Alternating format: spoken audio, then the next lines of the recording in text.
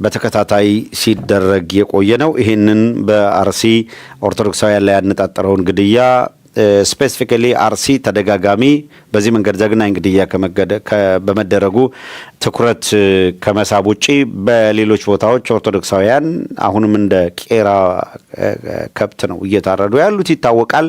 በየቦታው አብያተ ክርስቲያናት ይቃጠላሉ። በተለይ አብይ አህመድ ከመጣ በኋላ በነገራችን ላይ አንድ በእርግጠኛነት የምንነግራችሁ ይሄ የሚባለው እየተባለ ብቻ እየታለፈ አይደለም። በእያንዳንዱ ቀን የፈጸሙት ግፍና ግድያ እነማን መቼ የት ተገደሉ እየተመዘገበ ነው ያለው።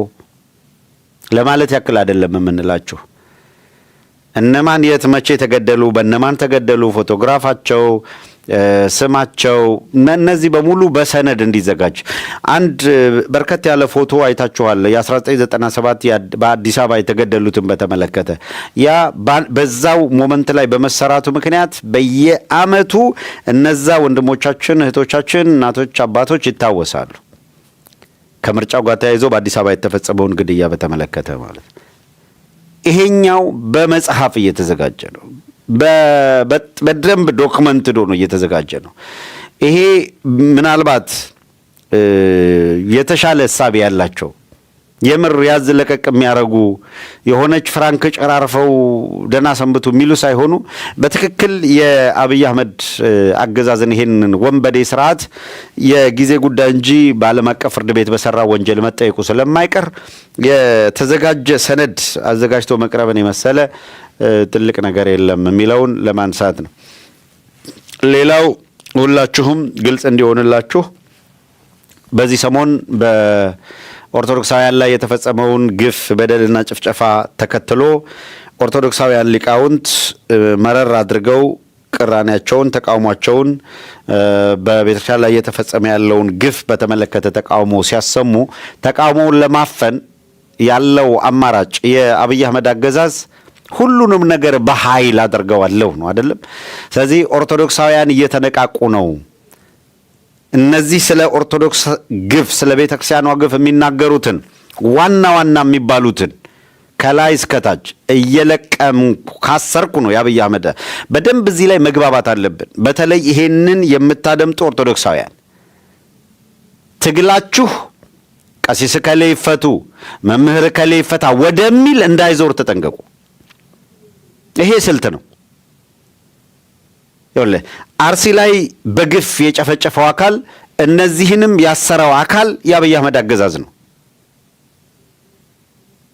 የታሰሩት ይፈቱልን የሚል ጩኸት የሞቱት ይነሱልን ብለህ ብትጠይቅ የማይነሱበት አይደለም። እያሰረ እየገደለ ያለው ስርዓት ኢናፍ ኢዝ ኢናፍ ወደሚል ነው ትግሉ መሄድ ያለበት።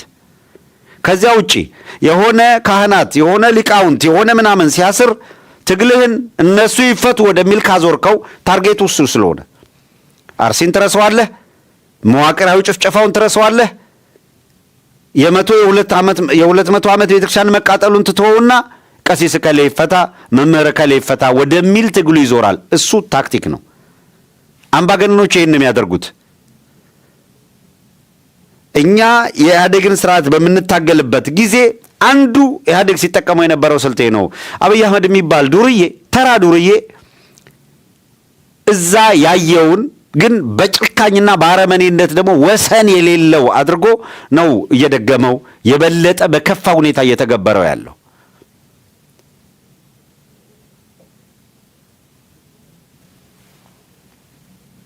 ያን ጊዜ ፓርቲዎች ጥያቄ ያነሳሉ። የጸረ ሽብር አዋጅ የሚባል ነገር ህዝቡን ለማሰር፣ ለመግደል፣ የሚቃወማችሁን ለማሳደድ የምትጠቀሙበት ስለሆነ ይሄ መሰረዝ አለበት ተብሎ ዳር እስከ ዳር ንቅናቄ ሲደረግ ያንን ንቅናቄ የሚያደርጉ አካላትን ወደ እስር ቤት ሰብሰብ አድርገው አስገብተው አባሎቻችን ይፈቱ ወደሚል ትግሉን ያዞሩትና አዋጁ አይነሳም፣ አለቀ። ይሄ ቀየር የተባለው አዋጅ እስከሚቀየር ድረስ ስርዓቱ እስኪቀየር ድረስ እንታገላለን ያለው አካል እስረኛ አስፈቺ ሆኖ ቁጭ ይላል። ፓርቲው ከዛ በኋላ አባላቶቼ ይፈቱ የሚል ጥያቄ ያቀርባል። 2 ጊዜ 3 ጊዜ ተቃውሞ ወደዛ ከሄደና አቴንሽኑ በሙሉ ይፈቱ አይፈቱ ወደሚል ከሄደ በኋላ እነዛን ያሰራቸውን ሲፈታቸው ደግሞ ተመልሳችሁ እንኳን ለቤታችሁ አበቃችሁ ወደሚል ይሸጋገራል ማለት ነው። እነዚህ ኦርቶዶክሳውያን ናቸው። እነዚህ ክርስቲያኖች ናቸው። እነዚህ በሽሚያ ሊያገኙት የማይችሉት የዚህ ዘመን ሰማዕታት ናቸው። ያውላችሁ አስተውሉ። እነ ጋሽ ታዲዮስ፣ እነ መስከረም አበራ፣ እነ ጋዜጠኛ ማነው ዳዊት በጋሻው፣ እነ ሚካኤል መላከ፣ እነ ጋዜጠኛ ጎበዜ፣ እነ ጋዜጠኛ እና መምህርት መስከረም አበራ እያንዳንዳቸው ሌሎችም እንጥራ፣ እነ ጋዜጠኛ አባይ ዘውዱን ሌሎቹንም እነ ዮሐንስ ቧያለው፣ አቶ ዮሐንስ ቧያለው፣ አቶ ክርስቲያን ታደለ፣ ዶክተር ካሳ ተሻገር ስንቱን ጠርተን ስንቱን ትተን ማአት በጣም በርካታ የአማራ ወጣት አዛውንት ምሁር በየደረጃው አርሶ አደር በየእስር ቤቱ እየተሰቃየ ነው ያለው ለዓመታት። እነዚህ አባቶች ምንም አይሆኑ በስጋቸው ላይ እንጂ በነፍሳቸው ላይ አገዛዙ ስልጣን የለው። እነዚህ አባቶች ለመላው ሕዝበ ክርስቲያን መስዋዕትነት ማለት ምን ማለት እንደሆነ እያስተማሩ ነው። እነዚህ አባቶች የጳጳሳቱን ገበና ገላልጠው ሕዝብ እንዲረዳቸው እያደረጉ ነው። ሳዊሮስ ሕርያቆስ እየነገርናችሁ ነው። መብት ነው ብያለሁ። መብት ነው ብፁዕ ምትል ምናምን ምትል መብት ነው።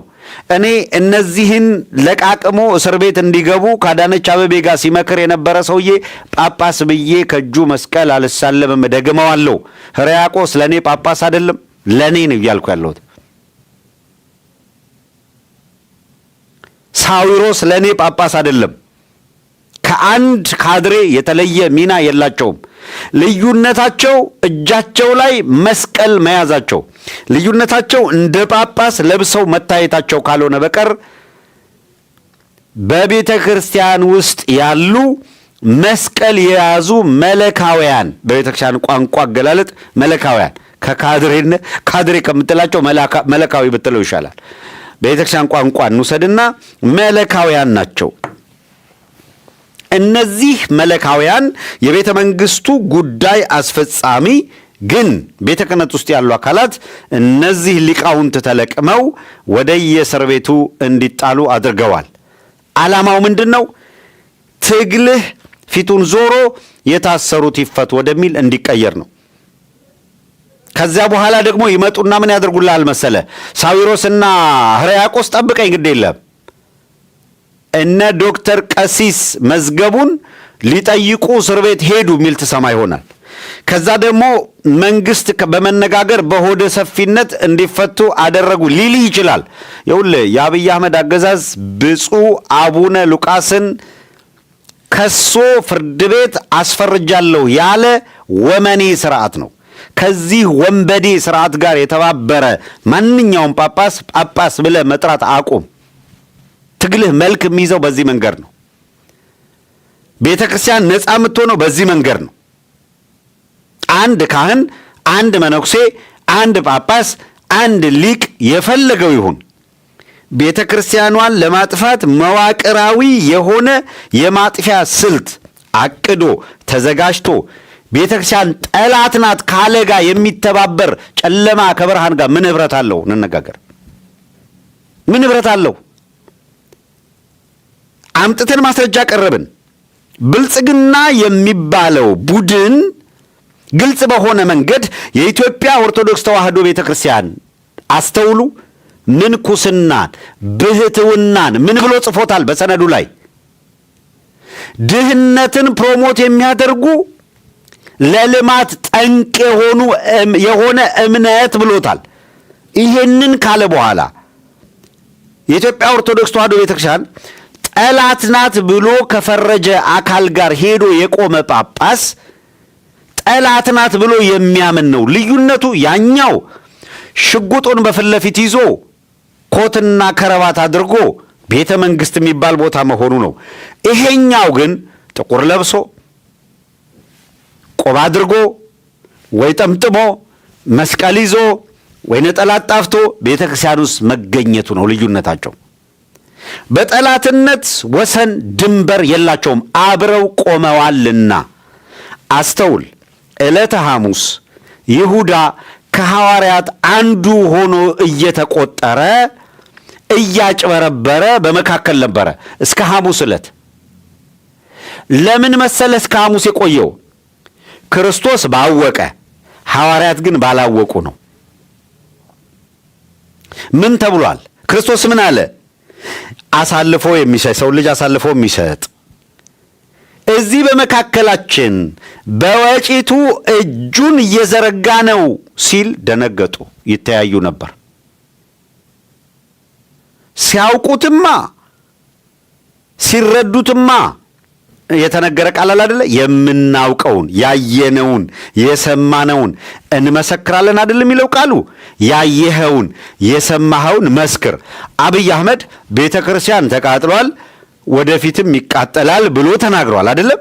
ከአብይ ጋር የቆመ ጳጳስ ቤተ ክርስቲያን ይቃጠላል ተቃጥሏል ወደፊትም ይቃጠላል የሚለውን አካል አምኖበት ነው አብሮ የቆመው። ይሄ ለኔ ወንበዴ ነው። ይኸውልህ ክርስቶስም ወደ ቤተ መቅደሱ ሄደ፣ ጅራፍም አነሳ። ቤቴ ጸሎት ቤት ይባላል፣ እናንተ ግን የወንበዴ ዋሻ አደረጋችሁትን አለ። ጅራፉንም አነሳ፣ ገረፈም፣ አስወጣቸው ይላል። ይኸውልህ አብይ አህመድ ራሱን መንግስት ብሎ ነው የሚጠራው። ስትቃወመው መንግስትን በኃይል ለማፍረስ ይልና ይከስሃል። አብይ አህመድ አልሲሲ ጋር ሄዶ ወላሂ ወላሂ እያለ ሲምልለት ጽድቅ ነው። ኦህዴድ ሂዶ ሽመልስ አብዲሳ የአንድ ክልል ፕሬዝደንት ነው። ጅቡቲ ሂዶ ከጅቡቲ ጋር ስምምነት የሚፈርምበትን ነገር ንገረኝ እስኪ። ሽመልስ አብዲሳ የውጭ ጉዳይ ሚኒስትር አይደለም። የአንድ ክልል ፕሬዝዳንት ሆኖ ለውጭ ኃይሎች አቀባበል የሚያደርግበትን የህግ መሰረት ካለው ንገረኝ እስቲ። እነሱ በፈለጉት መንገድ ሩል ኦፍ ሎው ጥሰው የህግ መሰረትን ጥሰው ሲያቦኩት ለፖለቲካ ጥቅማቸው ትክክል፣ አንተ ስትሆን ልክ አይደለም ይለዋል። ይኸውልህ ጅል አድርገው ሆኖ በኩርኩም እየደቁ ይሳለቁብሃል። እነሱ ከሻዕቢያ ጋር ገጥመው ኢትዮጵያና ኤርትራ ጽምዶ አደረጉ ብለው እነሱ ጽምዶ ፈጥረው ትግራይ ምድር ላይ ጦርነት ሲያደርጉ ያ ሁላ ውድመት ሲፈጠር ጽድቅ ነው፣ አገር ማዳን ነው። ዘንድሮ ከኤርትራ ጋር ባንታረቅ ኑሮ አለቀልን። የኤርትራ ህዝብና መንግስት ባለውለታ ናቸው። ምን ሲያደርጉ? ከአብይ ጋር ሲጣመዱ። አስተውል። ካንተ ጋር ሲጣመዱ ግን ኤርትራ ታሪካዊ ጠላት ናት፣ ጠላት ነው፣ ነባር ጠላት ነው። በ1960ዎቹ ይህን አድርገውናል። ጎበዝ፣ በ1960ዎቹ የባህር በር ያሳጡን ብለህ ኤርትራን የምትከስ ከሆነ ግብፅን የምትከስ ከሆነ አንተ ሂደህ ወላሂ ወላሂ ብለህ የማልክበትን ነገር ንገረኝ። ያጣለማኝ ተሳድቦ ይሄዳል ይላሉ። ከግብፅ ጋር እናንተ ናችሁ ሄዳችሁ አሸርግዳችሁ አነጥፋችሁ ካልተገረድን ያላችሁት እናንተ ናችሁ። ትልቋን አገር አዋርዳችሁ ወላሂ ወላሂ እያለ እያስማለ ሲሳለቅብህ የነበረው አልሲሲ አንተን ነው። አስወልቆ በአደባባይ የገረፈ አንተን ነው። ያጣ ተሳድቦ ይሄዳል እንደሚባለው አልሲሲ ፊቱን ሲዞርብህ ከሌላኛው ጋር ተጣምዷል ብለህ እያለቀስክ ነው። መልካም የለቅሶ ዘመን። አሸርጠህ አልቅስ። አስመራ ጋም እንደዛው።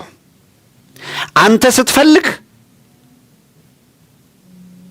ራሱ የአንድ አገር መሪ ብቻ አይደለም ወንድ ሆኖ መፈጠሩንም ረስቶት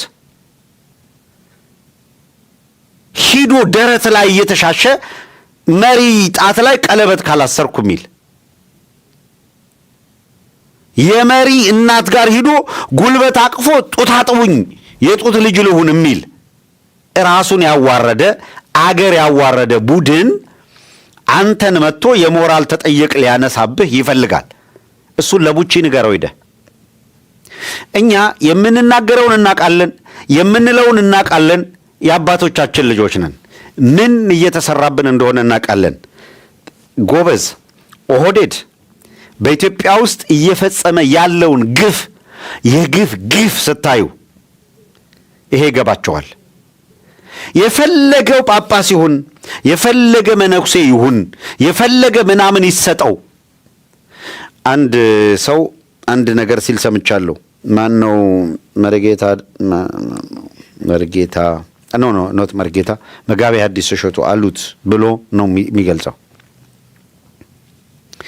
እውነትን ከሚሸሻትና ከማይመሰክራት አንድ ጳጳስ ወይም ካህን ይልቅ ስለ እውነት የሚመሰክረው አንድ ዘፋኝ ወይም አርቲስት የተሻለ ነው በእግዚአብሔር ፊት።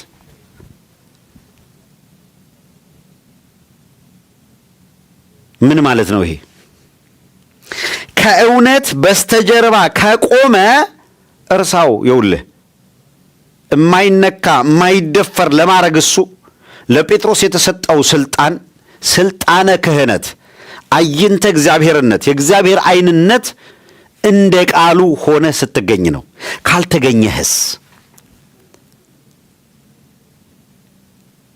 የእግዚአብሔር መልአክ ለቅዱሳኑ ጸሎት ይጨምረው ዘንድ ብዙ ዕጣን ተሰጠው። መልአኩም ወደ ቅዱሳኑ መጣ። የቅዱሳኑም ጸሎት ከዕጣኑ ጢስ ጋር ከመልአኩ እጅ ወደ እግዚአብሔር ወጣ የሚለው መጽሐፍ ቅዱስ ነው። እኔ እኮ አይደለሁም። ዮሐንስ በፍጥሞ ደሴት ላይ ሆኖ ያየውና የጻፈውን ነው አሁን የምናገረው። ንጹሕ ቅዱስ ሲሆን፣ ካልሆነስ ከኅብረታችሁ ጽድቅን የሚፈልግ የለም። ይሄ የጸሎት ማሳረጊያ የሆነው ከመልአኩ እጅ የቅዱሳኑ ጸሎት ከመልአኩ እጅ ከዕጣኑ ጢስ ጋር ወደ እግዚአብሔር ሄደ፣ ወደ እግዚአብሔር አረገ ተብሎ በተነገረበት መጽሐፍ ቅዱስ ላይ በሌላው ክፍል ደግሞ ዕጣኑም ምናምንቴውን ከእጃችሁ የሚፈልግ የለም ይላል። አየኸው? በርኩሰት ሲሆን፣ ደም በማፍሰስ ሲሆን፣ በጭካኔ ሲሆን፣ በአረመኔነት ሲሆን ዕጣን ይዘህ ልትሸውደው እንዳትሞክር። ምናምንቴ ነው ይልሃል እግዚአብሔር። ይኸውልህ በአርሲ የተገደሉ ወገኖች ለምን ተገደሉ ብለው የተቃወሙ፣ ለምን ተገደሉ ብለው የጠየቁ ካህናት እስር ቤት ታጉረው መከራ እየተቀበሉ ሳዊሮስና ሕርያቆስ ከሽመልስ አብዲሳ ጋር ተነጋገሩ የሚል ዜና ይዘመጠ አባቶቼ ለማለት የምትሞክር አካል ካለ ከይሁዳ ወገን ነህ።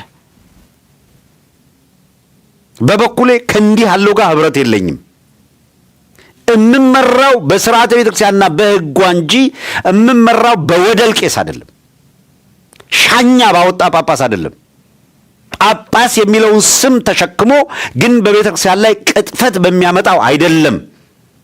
ንጹሐን ቅዱሳን ለቤተ ክርስቲያን ዕለት ዕለት የሚገደሉላት አሉ። ይኸውልህ አውደ ምሕረት ላይ መጥቶ ይቆምልሃል። ዝርፍፍ ያለ ቀሚሱን ለብሷል። ግድንግድ ቦርጩንም የሚደብቅበት ነው። በዛው መናገር አቅቶት መተንፈስ አቅሶት ሰውነቱን መሸከም አቅቶት ወዲያና ወዲህ እያለ ቀኑን ሙሉ ስለ አንተ እንገደላለን ይልልሃል። ይኸውልህ ቀኑን ሙሉ ስለ አንተ ጮማ እንቆርጣለን የሚለው እኮ ሰውዬ ነው። ቀኑን ሙሉ ስለ አንተ እንገደላለን የሚሉትማ ዳዋ ጥሰው ቅጠል በጥሰው ቋርፍ እየበሉ አንቦጣ እየበሉ ጠዋት ማታ ቀን ከሌሊት በእግዚአብሔር ፊት የሚማልዱ ስለ ሰማዩ ዝናብ፣ ስለ ምድሩም ጠል፣ ስለ ፍሬው፣ ስለ በረከቱ፣ ስለ ሀገር፣ ስለ ወገን፣ ስለ ዓለም ሰላም፣ ለሰው ልጆች ሁሉ መዳን የሚጸልዩ ራሳቸውን ለክርስቶስ ለይተው ያስገዙ ብዙዎች ናቸው። ጩልሌው አሁን የለም። ይኸውልህ እነ ሄኖክ ምናምን አሁን የሉም። አደባባዩን የሚያስጨንቀው ሄኖክ የት ሄደ? ፈልገው እስቲ አንድ ጊዜ ይሄ ፎቶ ይምጣ። እዚህ ውስጥ ታየዋለህ ሄኖክ የሚባለውን ከአዳነች አቤቤ ጋር ተደዋውሎ አደባባዩን አህላፍ ዝማሬ ብሎ ሲያጥለቀልቀው ታያለህ። በጥንቃቄ እንየው ስንል የነበረው ለዚህ ነው። የታለ አርሲ ሲገደሉ የታለ ለምን ብሎ ጠይቋል። አይታችሁታል? አሁን የሉም። እነማን ናቸው ለፍዳው ለመከራው ጊዜ የመጡት? እነዚህ በጣም ጥቂቶቹ ናቸው። ዓላማውም እነዚህን ቀድሞ ሲመታ ሌላውን ዝም እናሰኘዋለን ነው። አየህ፣ የሚናገሩትን ቀድመ ምታቸው፣ ከዛ ሌሎቹ ዝም ይላሉ። የታላችሁ ሞቲቬሽናል ስፒከርስ? ሐቀኛው ነን የምትሉት በየመድረኩ የአፍካራቴ ያለኛ ንግግር አዋቂ የለም የምትሉ አካላት የታላችሁ? አሁን ቀኑን ሙሉ ስላንተ እንገደላለን እያልክ የምታስተምረው ሰባኪ የት ተደበቅክ? አሁን እስር ፈርተህ የት ሄድክ? ዘመኑ የሰማዕትነት ነው። ሰማዕትነትን ተሻምተን እንቀበለዋለን። የት ነው ተሻምተን የምትቀበለው? የት? ድራፍት ቤት ነው ወይ? የት ነው የምትቀበለው? የትግሉን አቅጣጫ የታሰሩ ይፈቱ ወደሚል ሼፕ ለማድረግ የሚደረግ ርብርብ በፍጹም እንዳትጋሩ። ይሄንን በፍጹም እነዚህ አባቶች እነዚህ ሊቃውንት ታስረው ከሚንገላቱበት መፈታት አለባቸው። አዎ የታሉ? ስለ ቤተ ክርስቲያን እናለቅሳለን። እውነት ነው። እዚህ አድሚናችንም እያስታወሰን ነው። ስለ ቤተ ክርስቲያናችን እናነባለን፣ እናለቅሳለን ምናምን የሚሉ በጣም ብዙ ሚሊየን ተከታይ አለን የሚሉት እነ እሸቱ፣ ልክ ነው እሸቱ የዶንኪቲው ምናምን የት አሉ? ዋልድባ ሄዶ ፊልም ከመስራት የት አሉ? አሁን አርሲ ህዝቡ እያለቀ ነው። አርሲ ላይ ጭፍጨፋ ተፈጽሟል። ቤተክርስቲያን ተቃጥሏል። እንዴት ቤተክርስቲያን ትቃጠላለች ማለት ይኸው ያሳስራል። እስኪ አሁን ድፍረታችሁን አሳዩ። የት ጋር ነው ያሉት? በየቦታው በየደብሩ ያሉትን ጠይቁ። በየደብራችሁ ያሉ አስተዳዳሪዎችን የተደበቁትን ጠይቋቸው። አሁን የት ናችሁ በሉ ብላችሁ ጠይቋቸው።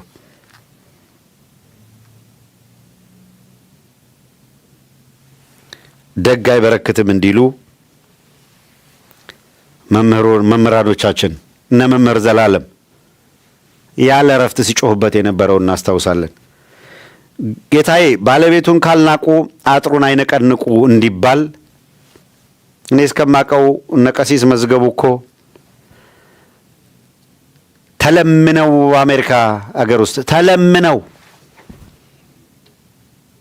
በአሜሪካ ዩኒቨርሲቲ ውስጥ በከፍተኛ ኃላፊነት ላይ ጀስት ሌክቸረር ብቻ አይደለም፣ በኃላፊነት ላይ የነበሩ አባት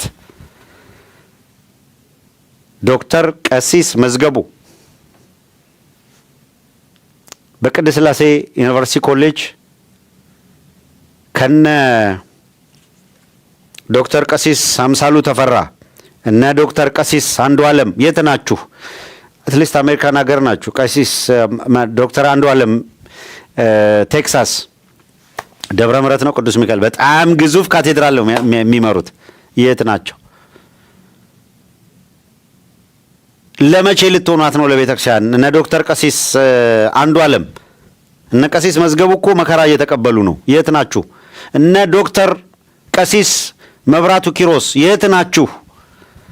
የምትከበሩ የምትወደዱ ቤተክርስቲያን አስተምሮ በሚገባ የምትታወቁ አባቶች ከናንተ ጋር የናንተ ባቸው ሆኑት በአርሲማ ህዝብ እያለቀ ዝም አልልም ብለው የተናገሩ ስርዓቱ አንቆ እስር ቤት ጥሏቸዋል። አስችሏችሁ ዝም አላችሁ? በየቦታው ላይ እዚህ አሜሪካን ሀገር አውሮፓ ሀገር ጳጳሳት አሉ። እስቲ ምዕመናን በየደብሩ አንድ ነገር ጀምረዋል። የለንደን ፋኖ ደብዳቤ መላካቸውን አውቃለሁ ለየአድባራቱ በለንደን በአርሲ ጉዳይ ላይ አቋማችሁን ንገሩን። ከዛ ውጭ አምባሳደር የሚባለውን ሰውዬ ሄደን የምንታገልበት ምክንያት ምንድን ነው? አምባሳደሩ የአብይ አምባሳደር የሆነ ምናምን አጥሮ የሆነ ነገር ውስጥ ተቀምጦ የሚሰራ ከሆነ እናንተ የሥርዓቱ ወኪል ሆናችሁ በእግዚአብሔር ቤት ውስጥ ለክርስቲያኑን መሞት ምክንያት ከሆናችሁና ምእመኑን እያደነዘዘን እንቀጥላለን ካላችሁ እናንተንም እንታገላችሁ ብለው ጥያቄ አቅርበውላችኋል። ትረስት ሚ የጊዜ ጉዳይ ነው። ምእመናን እየነቁ ነው። ተደብቆ አጭበርብሮ መስቀል አውጥቶ ምናምን ማድረግ እያከተመ እያበቃለት ነው የመጣው። በሐቅ ለቤተክርስቲያን የሚያገለግሉት ይጸናሉ፣ የማይሆኑት ይጠረጋሉ፣ ይወጣሉ። ምርጫ የላቸውም። ወይ ያገዛዙ አገልጋይ ሆነው ይቀጥላሉ፣ ወይ ቤተክርስቲያንና ምእመናኗን ያገለግላሉ። አለቀ። ለሁለት ጌታ ተገዝቶ መኖር የማይቻልበት ሁኔታ ተደርሷል። ለምን ይሄንን አልን? ምዕመናን አስተውሉ። የኢትዮጵያ ኦርቶዶክስ ተዋሕዶ ቤተክርስቲያን አማንያን በተለይ ያስተውሉ። አሳይተናል።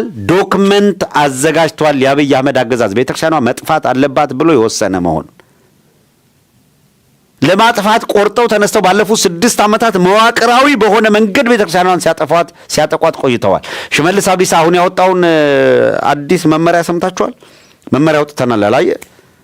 ምዕመኑ በቃ አሁን ገብቶት እየጠፋ መሆኑ እነዚህ ሰዎች መዋቅራዊ በሆነ መንገድ አቅደው ቤተክርስቲያኗን ለማጥፋት እየሰሩ መሆኑ ይሄ ግባቸው፣ ዓላማቸው፣ ታርጌታቸው ይሄ መሆኑ ሲታወቅ ኦሮሚያ ውስጥ ባሉ የእምነት ተቋማትና አንዳንድ በወል በጋራ የሚያዙ ቦታዎችን ካርታ እንሰጣለን፣ ለዚህ ደግሞ አዋጅ አጽድቀናል አሉ። ጌታ አሁን ይኸውልህ ከምትገምተው በላይ አደጋው ፈጦ እየመጣለ ነው። አንድ የምታውቃቸው 2-3 ነገ በፈለገው መንገድ ሊቀይር የሚችለው ካርታ ተሰጠ፣ እዚህ ቦታ እንደዚህ ተደረገ የሚል ዜና ይነግሩሃል። ግን ትረስትሚ ቤተ ክርስቲያኗ 200 የጥምቀት መውጫ ቦታ ካላት የመጀመሪያው ዜና የሚሆነው 30 ወይም 40 የጥምቀት ቦታዎች የማረጋገጫ ይዞታ ተሰጣቸው ተብሎ ምዕመናን እንኳን ደስ አላችሁ የሚል ቄስና ጳጳስ ያንን ሰርተፊኬት ይዞ አደባባይ ይወጣልሃል። ከ200 ይዞታዋ 160ዋ ተነጥቋል የሚል ዜና አይደለም የሚነግሩ። 40 ካርታ ተሰጠ ይለዋል። ካርታ የሌለው 200 ይዞታ ለዓመታት ይዘህ እኮ ቆይታል። 160ውን ነጥቀው 40 ሰርተፊኬት ተሰጠ የሚል ዜና ነው የሚያስነግሩት። መዋቅራዊ በሆነ መንገድ ቤተክርስቲያኗን እየነቀሏት ነው። መስቀል አደባባይ እናድሰዋለን ሲሉ ጥያቄ ተነሳ። ማደሱ ችግር የለውም። መስቀል አደባባይ ግን የይዞታው ባለቤት ማን ነው ተብሎ ተጠየቀ። የይዞታው ባለቤት ማን ነው? ካርታ አለው። ለቤተክርስቲያኗ ስጦታ የሰጡት ማን እንደሆኑ ይታወቃል። ታሪክ አለው። የቤተክርስቲያኗ ይዞታ ነው። ደርግ ቀምቶ አብዮት አደባባይ አለው። ኢህአዴግ ሲመጣ ከአብዮት አደባባይነት ወደ መስቀል አደባባይነት ቀይሮ የቤተክርስቲያኗ ይዞታ መሆኑ እንዲቀጥል የዕለት ተዕለት አገልግሎት ይሰጣል። ሌላ አገልግሎት ግን የቤተክርስቲያኗ ይዞታ ነው ተባለ። አብይ አህመድ እንደመጣ ምንድን ያደረገው? መስቀል አደባባይን አድሰዋለሁ ማለቱ ሁለተኛ ነው፣ ሰከንደሪ ነው። ባይዘው ሙጂብ አሚኖና አህመዲን ጀበልን ይዞ ኢድ አደባባይ የሚል ጽሑፍ ይዘው እንዲወጡ አደረገና መስቀል አደባባይ ኢድ አደባባይ ነው አሉ። ማን ነው እንዲህ ልብ የሰጣችሁ? ምን ነው ልባችሁ አበጠ አፈላችሁ ብለን ጠየቅናቸው። ይቺ ቤተክርስቲያን ዝምታዋ ከሀገሪቷ ከግማሽ በላይ ያለው ኦርቶዶክሳዊ ዝም ብሎ እንደ በሬ አንገቱ እየተቀረደደ የሚቀጥል ይመስላችኋል ወይ?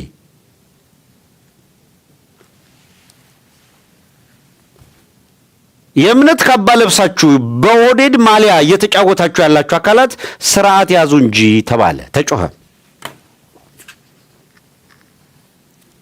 የኢድ አደባባይ በአገሪቷ ውስጥ ያስፈልግ እንደው ሙስሊሙ ማህበረሰብ የጠየቀ እንደው አገሪቷ ብዙ አደባባዮች አሏት። እኔ አደባባይ ተነጋግሮ መሰየም ይቻላል። መስቀል አደባባይን ኢድ አደባባይ ካላረግ ነው ያሉት እነ ሙጂብ አሚኖ ግን ስልጤ ዞን ላይ ቪዲዮውን አሳይተናቸዋል። በኋላ አብያተ ክርስቲያናት ማቃጠል አይደለም ወደ መስጊድ እንቀይራቸው የሚል አብዮት በነ ሽመልስ አብዲሳ በነ አብይ አህመድ በተጠና መንገድ በተሰጠ ትዕዛዝ ነበር የቀጠሉት። ለምን አትለኝም?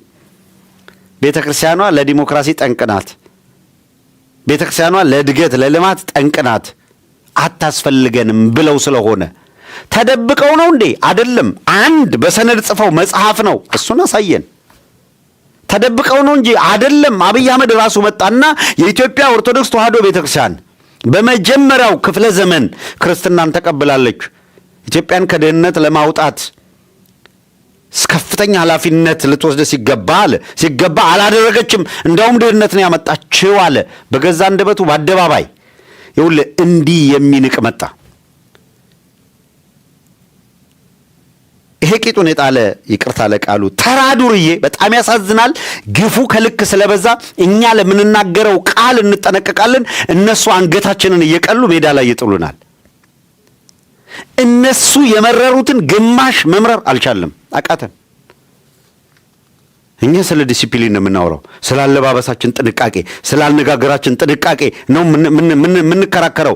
እነሱ ፈጽሞ ሞራል አልባ ሆነው የመጨረሻው ጥግ ላይ ቆመው ስለ ሞራል አይደለም እኮ አስተራረድ ላይ ነው የሚናገሩት እኮ። ጌታ እኔ ስለ ቃሌው ላውሽንቅቅ አልኩኝ ቃሉን ከጠራሁት በኋላ። ኮሎኔል መንግስቱ ኃይለማርያም እኮ የአገሪቱ መሪ ሆኖ ብንለው ቀርቶ ኮኮኮ ብሎ ማአተ ኮኮ ብሎ ብንወጋው እንኳን ምናምን ብሎ እኮ የጠራው አየህ። ሞራል ኦርቶዶክሳዊ ስትሆን የሞራል ጥንቃቄ እንደው እንትን ይልሃል። አየህ አልፌ ልናገረው ስትል እንኳን ያዝ የሚያደርግ ነገር አለ። ግን ከማጋ በአደባባይ ወጥቶ ረደው ግን ቢለዋውን በደንብ ሳለው እያለ ትምህርት ይሰጣል። ዜን ሂዝ ፍሪ። እነዛ አሉ አሳይተናቸዋል። ቪዲዮውን የእሑድ ፕሮግራም ላይ አይደለ?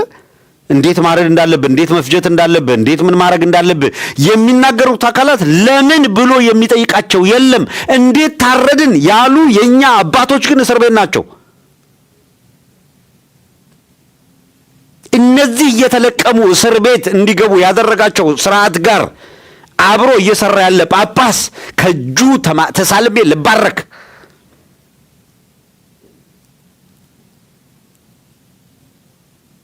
ከሐሙስ ራት በኋላ ይሁዳ ሐዋርያ ነህ ብሎ እኮ መከራከር ጉዳይ እኮ ነው የሚሆነው። አገዛዙ እንደፈለገ ያርድህ ይጨፈጭፍህና ለምን ብለህ ስትቃወመው መንግስትን በኃይል ለመጣል ብሎ ራሱን መንግስት አንተን ግን ጥፋተኛ አድርጎ ከሶ ይመጣል። ጳጳስ መተላቸውም እንደዛ ናቸው። ሲወነብዱ የዋሉ ጳጳሳት እንዴት ይሄ እኮ ውንብድና ነው፣ ይሄ እኮ ልክ አይደለም፣ ይሄ እኮ አስተምሮ አይደለም ስትላቸው አይደለም እንደ እግዚአብሔር የቀባውን እግዚአብሔር እንደዚህ አልቀባም። እግዚአብሔር እንደዚህ አልቀባም። ጫካ ገብተህ ተቀባብተህ መተህ ስታበቃ እኛና መንፈስ ቅዱስ ወስነናል እያልክ እንድታጭበረብር እግዚአብሔር አልቀባህም። እግዚአብሔር ይህን አላደረገም። ደም ቆጥረህ በቋንቋና በብሔር ኮታ ስልጣን ተከፋፍለህ ስታበቃ እኛና መንፈስ ቅዱስ ወስነናል እያልክ ልማድ ይዘህ አታምጣ።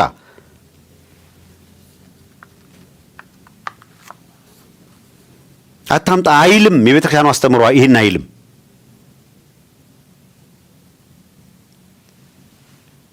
ሬቻ እናምናለን የሚል አካል ማመንም ሰለብሬት ማድረግም መብቱ የተጠበቀ ነው። የኢትዮጵያ ኦርቶዶክስ ተዋሕዶ ጳጳስ ሆኖ ሲያበቃ መስቀል ይዞ እዛ ሄዶ ሲባርክ ውሎ እሱ ለፈለገው የፖለቲካ ዓላማ ሁለቱን ብርሃን ከጨለማ ሊገናኝ ማይችል ዘይት ከውሃ እያደባለቀ ይሄን አመጣለሁ ሲል አታረግም ብለህ እንዳትከሰው። አይ ከሌኮ ጳጳስ ነው። ጳጳስ ሲሆን እንዲህ ድንበር ይለፍ ያለ የለም። ትእዛዝ ተሰጥቷቸዋል። ያንን ከጠበቀ ብቻ ነው ጳጳስ መሆን የሚችለው።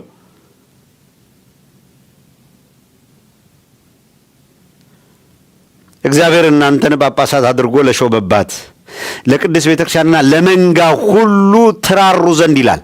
ጨካኝ ሆኖ ሲገኝ ለመንጋው የማይራራ መለካዊ ሆኖ ሲገኝ ለፖለቲካ ዓላማ ቤተክርስቲያንና ምዕመናን ሲሰዋ ስታገኘው እሱ ጳጳስ አይደለም።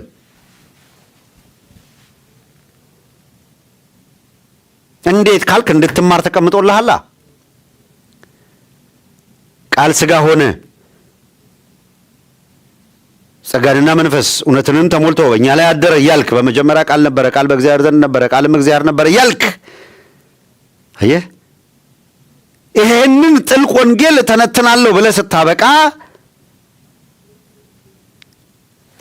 በጣም በቀላሉ ይሄንን ተነትናለሁ ብለህ ይሄንን ጥልቅ ነገር ተነትናለሁ የምትል ሰባኪ ዞርትልና እናንተን ለመንጋው ሁሉ ትራሩ ዘንድ እናንተን ጳጳሳት አድርጎ ለሾመባት ለቤተክርስቲያንና ለመንጋው ትራሩ ዘንድ ልከኛ ሁኑ፣ የራሳችሁን ቤት የምታስተዳድሩ።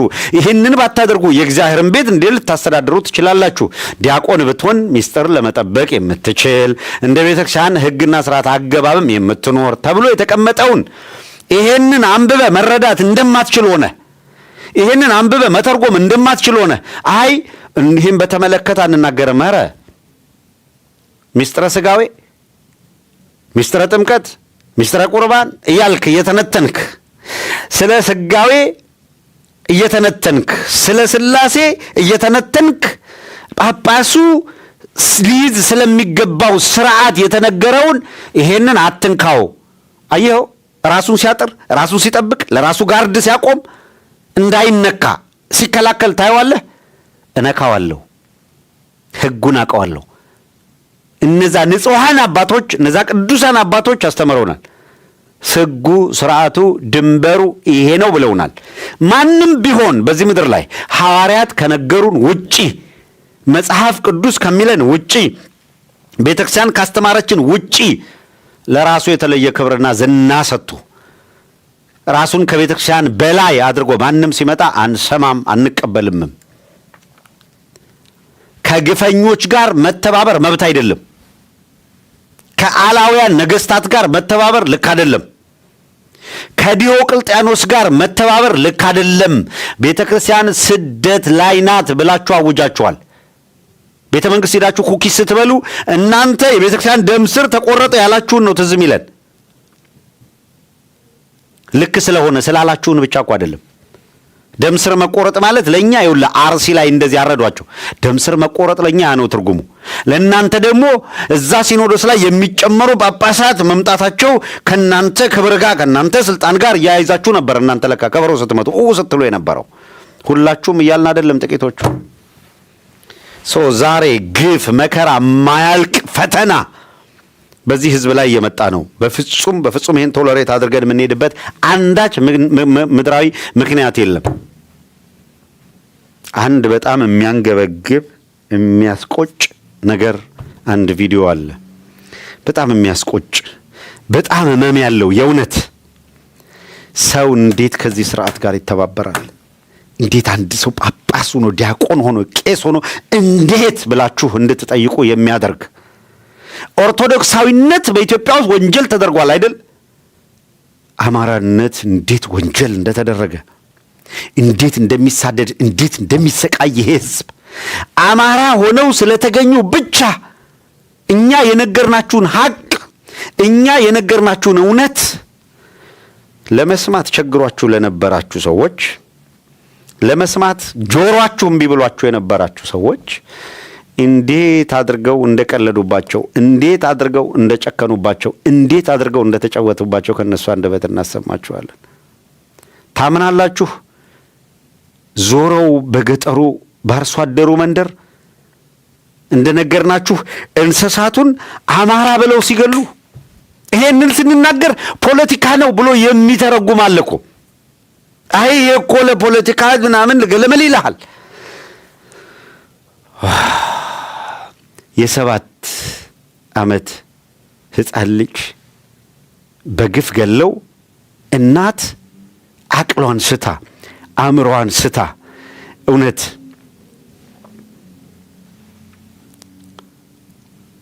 አቅሏን አእምሮዋን ስታ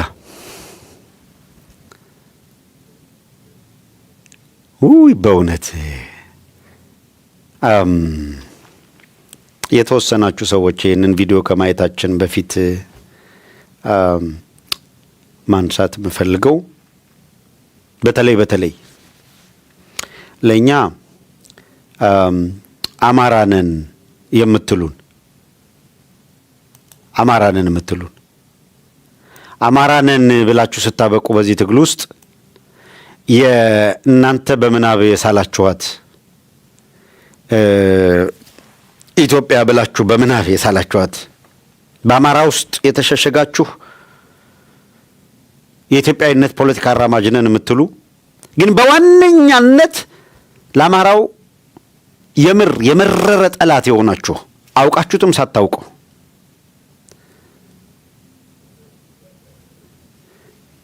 እኛ ባንችል እግዚአብሔር ይፋረዳችኋል የእውነት ይሄንን ከሰማችሁ በኋላ እግዚአብሔር ይፋረዳችኋል የአማራን ህዝብ በቃኝ ብሎ የተነሳበትን ለትግል የወጣበትን ዓላማ ከፈለጋችሁት ብሔርተኛ ጋር እያስተሳሰራችሁ የተስፋዬ ገብረአብ ድርሰትን መነሻ አድርገው ከተነሱት ጋር ከሌሎቹም ጋር እያቀናጃችሁ የአማራ ብሔርተኛነት ሄዶ ይሄ ነው እያልክ እየተነተንክ ያለ በአማራ ውስጥ የተመሸክ ግፈኛ፣ ይሄን እንድትሰማው እንፈልጋለን። ግፈኛ ነህ ለኔ። ኢትዮጵያ ማለት አንተ በምናብ የሳልካት ምናምን ዝም ብላ የሆነ ሚራክል አይደለችም። ኢትዮጵያ ማለት አያት ቅድመ አያቶቻችን ከጠላት ጠብቀው ሶቨርኒቲዋን ቅድም እንዳልነው እና አፄ ምኒልክ እየሞቱ ያኖሯት ሉዓላዊነቷን የጠበቁላት ሀገር ናት እስከሚገባን። አያት ቅድመ አያቶቻችን የዘመን ስሌት የሰሩላት፣ ፊደል የቀረጹላት፣ የትምህርት ስርዓት የመንግስት ስርዓት የዘረጉላት ሀገር ናት ብለን የምናምነው ምናውቃት ኢትዮጵያ። አረንጓዴ ቢጫ ቀይ ይሉት ሰንደቅ ዓላማ ስለከፈሉት መስዋዕትነት አገር ስላላት ጸጋና ልምላሜ ስለ ወደፊት ብሩህ ተስፋ እያሉ የተረጎሙ ያስቀመጡት ምልክት ነው ሰንደቅ ዓላማ። ይህንን የሰሩ አባቶቻችን ኢትዮጵያ የምትባል አገር በዘመን ሂደት ውስጥ ገንባ ብለው የሰሩ ዋጋ የከፈሉ፣ አንተ የተለየ አዋቂው ነህ፣ አንተ የተለየ ተመራማሪው ነህ። የአማራን ሕዝብ የህልውና ትግል በኢትዮጵያዊነት አብዮት ስናጫጨው ነው ኢትዮጵያ የምትድነው ብለህ በአማራ ኪሳራ አቆያታለሁ የምትለዋት ኢትዮጵያ እመነኝ፣ እኛ ዝም ብንል ዝም እንደ ሆሳዕና ድንጋዮቹ ላይ ይናገራሉ። ግፉ ጽዋውን ሞልቶ ስለፈሰሰ በምናብ ስለሳልካት ኢትዮጵያ ተውና አማራ እየታረደባትና ሰቆቃ እየተቀበለባት ያለች እቺ እጅግ ግፍ ከልክ በላይ ያለፈባትን ኢትዮጵያ ተመልከታት እና እናቶቻችን እንዴት እንደሚያመጡ ያቸው፣ እንዴት እንደሚሰቃዩ ያቸው። የሚቆጨኝ ምን መሰለህ? በዚህ ዘመን ተፈጥረን የነዚህ ልጆች ሆነን እነዚህን ከሰቆቃ ማዳን አለመቻላችን፣ ሁልጊዜ ጩኸት፣ ሁልጊዜ ኡታ መሆኑ፣ የነሱ ስቃይ እየተራዘበ ጊዜው አለመጣሩ ብቻ ነው የሚያመው፣ ጊዜው አለማጠሩ። ይኸውልህ አማራነት ጥልቅ ጀግንነት አለበት። ይቺን በሐዘን አንጀቷን የቆረጧትን እናት ስታይ እንዳንተ በርገሯን እየገመጠች ተደብቃ ከስክሪን ጀርባ ስም እንኳን እንዳይታወቅባቸው አንዳንዱ እኮ ማንነቱን ሰውሮ ልፈላሰፍ የሚለው ወልዳ ያሳደገችውን ሲነጥቋት የአማራ እናት ነኝ ዳግም እንደገና ወልዳለሁ ትላለች። ወልዳለሁ ቁጭቷን የምትወጣበት ሌላ ልጅ ይመጣል፣ ሌላ አማራ ይመጣል፣ ነን ስቶፕ አይቆምም ትላለች። እግዚአብሔር ምስክሬ ነው። አልተማርክም አሉ እማማ ዝናሽ። የተማራችሁ መሰላችሁ እንጂ አልተማራችሁ። የዚች እናት እንባ፣ የዚች እናት ሰቆቃ፣ በቃ በዚህ ዘመን የአማራ ሕዝብ ፍዳው ይሄ ነው። በቃ እንዴት ሊገለጽ እንደሚችል እዩት። አእምሮዋን ወሰድ አድርጎታል። የሐዘን ጥልቀት፣ ከዛ ግን በዛ ውስጥ ደግሞ ሳግ እየተናነቃት እንደ ሰው የማዘን ምልክቱ አንጀቷ መቆረጡን ታይና ሐዘኗን፣ ከዛ ደግሞ እንዴት እንዲንደረጋለን የሚለውን ቁጭቷ